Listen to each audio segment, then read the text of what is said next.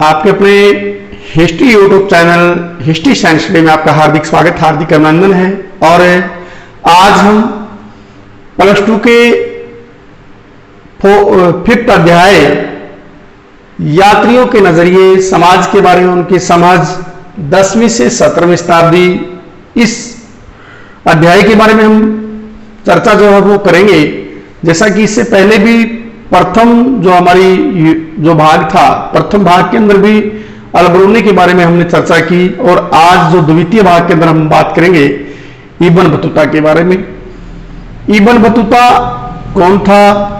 Ibn Battuta के ग्रंथ रिहला के बारे में, इब्न बतूता की जो यात्राएं हैं वो कठिन और जोखिम भरी थी उसके बारे में, पान और नारियल के बारे में उनके क्या विचार थे, भारतीय डाक व्यवस्था के बारे में इब्न बतूता के क्या विचार थे, और भारतीय शहरों के बारे में इब्न बतूता के क्या विचार थे, भारतीय गांव, किसान और कृषि के बारे में इब्न बतूता के क्या विचार थे, और इब्न बतूता के भारतीय व्यापार और वाणिज्य के बारे में इब्न बतूता के क्या विचार थे, और दौलताबाद के बारे में क्या विचार थे, जिसको ताराबाद भी कहा जाता है, और दास प्रथा के बारे में इब्न बतूता के बारे में क्या विचार थे।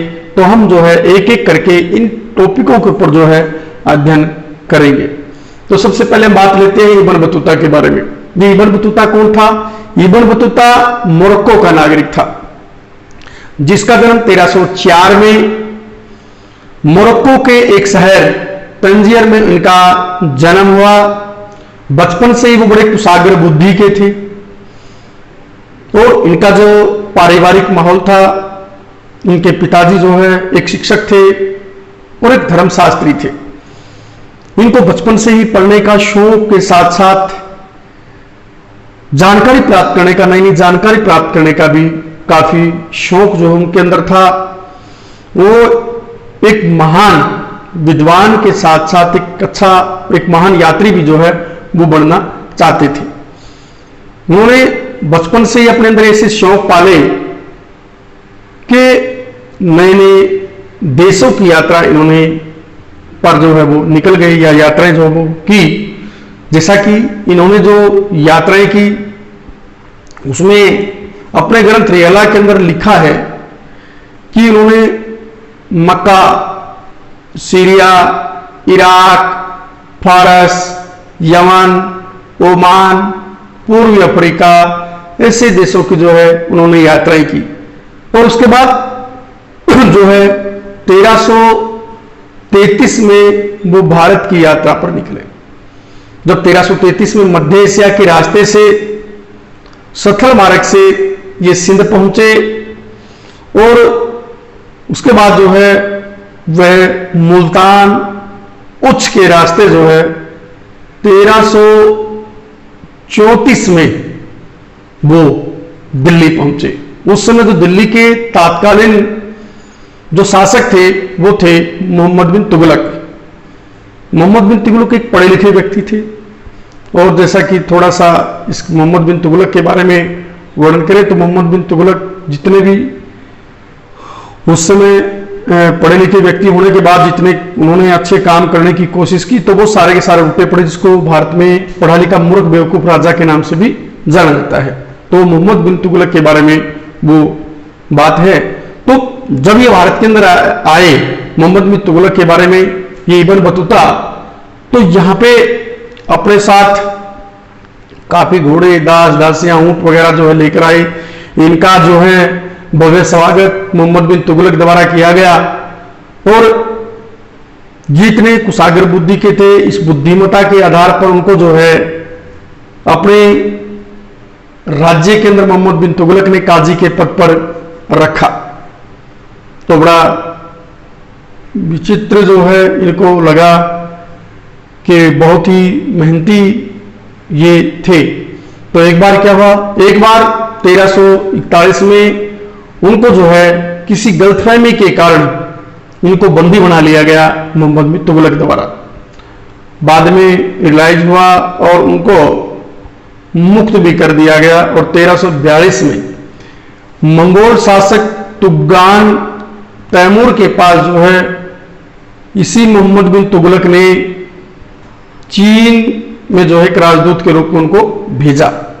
ये जो है मालाबार होते हुए कालीकट के अंदर, जो कि केरल के अंदर है, वहां पे एक जहाज लिया। वो चीन के लिए जो है वो जब रवाना हुए तो दुर्भाग्यवश ये दुर्घटनाग्रस्त हो गया और वो वापस मालाबार आ गए। और उसके बाद फिर दोबारा गए। तो एक बार ये जो मालदीव है वो, उसके बाद ये मालदीव चले गए। मालदीव के अंदर जो है लगभग 18 महीने काजी के पद पर रहे। उसके बाद ये श्रीलंका, बंगाल, आसाम, सुमात्रा और इस प्रकार की जो है यात्राएं की। और चीन जो सुमात्रा से फिर 1346 के अंदर ये चीन के अंदर चले गए। चीन की बंदरगाह थी एक जिसका नाम था जैतून। तो ये जैतून गए और जिसको क्वांझू के नाम से भी जाना जाता है। और उसके बाद फिर वापस 1354 में वो अपने स्वदेश लौट गए, मोरक्को। तो ये मोरक्को जो है फिर 1354 में वहां पे लौट गए। और वहां का जो राजा था, वहां के राजा से जब वो मिले तो वहां के राजा ने उसको प्रोत्साहित किया ग्रंथ लिखने के लिए और उन्होंने रियाला नामक ग्रंथ जो उन्होंने लिखा। उसके बाद इब्न बतूता के रियाला के ग्रंथ के बारे में, इब्न बतूता ने अरबी भाषा के अंदर रियाला नामक ग्रंथ लिखा और इसके अंदर भारतीय व्यवस्था के बारे में भी काफी कुछ लिखा। भारत की आस्थाओं, भारत के धर्म, भारत की शासन व्यवस्था, भारत के तीज त्योहार के बारे में, भारत के जो है जो मान्यताएं थी उनके बारे में, भारत के शहरों के बारे में और खासतौर से पान और नारियल के बारे में भी जिक्र जो उन्होंने किया। भारत की डाक व्यवस्था के बारे में इन्होंने जिक्र किया। तो हम कहेंगे कि उस समय जो इब्न बतूता द्वारा रिहला नामक ग्रंथ जो रचा गया, जो लिखा गया, उसमें काफी कुछ जो है भारत के बारे में भी वर्णित जो है वो किया गया। अब थोड़ा सा सबसे पहले बात करते हैं इसमें रिहला के बाद इब्न बतूता की यात्राएं जो है वो कठिन एवं जोखिम भरी थी। कैसे? तो जो बड़ा उसके बारे में सुनने को मिलता है। इसको हठीला यात्री के नाम से भी जाना जाता है। हठी यात्री यानी कि अड़ने वाला यात्री, जिसको देसी भाषा के अंदर कहते हैं। तो ये कैसे था?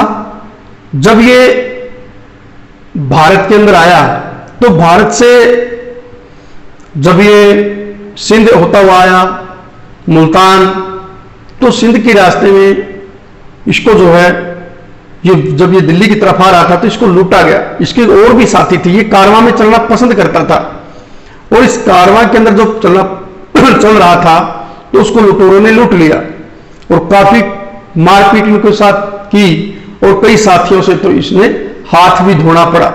अर्थात उस समय कई साथी जो है वो मारे गए, कई जो है उसके बड़ी बुरी तरह से घायल हो गए और इनके सामान को लूट लिया गया। इनके साथियों ने ये कहा कि वापस लौट जाएं, लेकिन ये वापस नहीं लौटा। तो ऐसा माना जाता है कि ये काफी हठी यात्री था, हठीला यात्री था। जिस बात पे जिद पे अड़ जाता था तो वो उसको पूरी करके रहता था। तो वो वापस नहीं गया अपने स्वदेश, बल्कि वो भारत जो है वो आया और यहां तक कि बड़े अपने राजा मोहम्मद बिन तुगलक को उसने प्रभावित भी किया। जो इसने बताया है कि ये जो यात्रा है सिंध से दिल्ली तक की यात्रा 50 दिन की थी और मुल्तान से दिल्ली तक की यात्रा जो है वो 40 दिन की थी। तो उस यात्रा का भी वर्णन जो है वो करता है। उसके बाद है पान और नारियल के बारे में विचार। कई बार आता है इसके बारे में भी। पान और नारियल, उससे पहले पान और नारियल के बारे में, पान और नारियल उसने नहीं देखे थे, बड़े विचित्र लगे। पान और नारियल का जो जिक्र करता है ये, तो ये कहता है कि ऊंचे ऊंचे जो है वो खजूर की तरह पान और नारियल के भी पेड़ हैं, काफी पेड़ जो है वहां पे हैं और ये एक मानव की खोपड़ी के आकार का जो है वो होता है। इसके ऊपर बाल भी होते हैं। बाल जैसे उसका जो ऊपर वाले भाग को उसने बाल की तरह उसको संज्ञा दी तो बाल भी होता है। तो एक प्रकार से पूरी तरह से मानव खोपड़ी के रूप में उसको बतलाया और पान और नारियल को विचित्र बताया।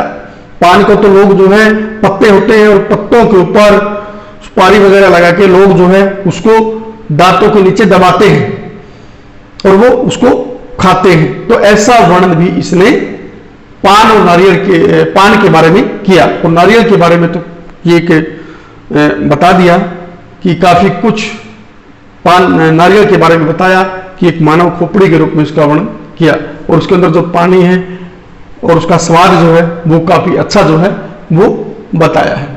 उसके बाद है भारतीय डाक व्यवस्था के बारे में। तो इब्न बतूता ने भारतीय डाक व्यवस्था का भी बड़ा विचित्र ढंग से वर्णन किया है। जैसा कि जो राजा का राज्य जो था, बड़ा विशाल राज्य था, उस विशाल राज्य को संभालने के लिए वहां पे डाक की व्यवस्था जो है बड़े सुंदरतम ढंग से की गई थी और वो डाक एक स्थान से दूसरे स्थान तक पहुंचाई जाती थी। तो वो घोड़ों के माध्यम से पहुंचाई जाती थी। घोड़ों को दौड़ाया जाता था कुछ कुछ दूरी पर, कुछ कुछ किलोमीटर की दूरी पर, और वो डाक वो लेकर जाते थे घोड़े। और उसके बाद उसका जो सबसे बड़ा फायदा होता था वो होता था व्यापारियों को, क्योंकि व्यापारियों ने भी अपनी डाक जो है वो भेजनी होती थी और वहां से काफी जो उनके संदेश जो है वो डाक के माध्यम से जाते थे। और जैसा कि वर्णन किया है कि यहां पे सिंध से दिल्ली तक की दूरी 50 दिन की थी, लेकिन ये गुप्तचरों के माध्यम से जो सूचनाएं हैं सिर्फ 5 दिन में सिंध से लेकर दिल्ली तक जो गुप्तचर के माध्यम से सूचनाएं जो वो पहुंच जाती थी। और काफी डाक व्यवस्था जो काफी बेहतर और अच्छी जो है डाक व्यवस्था भारत के बारे में वो वर्णन करता है। बहुत अच्छी डाक व्यवस्था वहां पे थी। उसके बाद है भारतीय शहरों के बारे में। तो भारतीय नगरों के बारे में, भारतीय शहरों के बारे में, हालांकि भारतीय नगरों के बारे में ज्यादा वर्णन जो वो नहीं करता, लेकिन फिर भी भारत के दिल्ली शहर के बारे में और दौलताबाद के बारे में वर्णन वो है करता है। तो यहाँ के जो शहर हैं वो काफी सुंदर शहर थे, काफी जो फारस के जो देश हैं उनसे भी काफी सुंदर जो है वो शहर थे। दिल्ली के बारे में जब वो वर्णन करता है तो दिल्ली चारों ओर से जो प्राचीर से घिरी हुई एक सुरक्षित राजधानी थी। यहाँ पे गोला बारूद, जो सैनिक, सेना का जो अन्य साजो सामान, हर प्रकार की लोगों को सुरक्षा, तो हर प्रकार का वर्णन जो है वो करता है। तो राजा की अपनी राजधानी थी ये दिल्ली, और दिल्ली काफी सुरक्षित शहर जो है वो था। तो जो चारों ओर से प्राचीर अर्थात चार दीवारी से जो है वो एक सुरक्षित शहर जो है था, तो उसका वर्णन भी ये करता है। काफी समृद्ध जो है वहां के शहर जो है वो थे। उसके बाद है भारतीय किसानों के बारे में, गांव और कृषि के बारे में।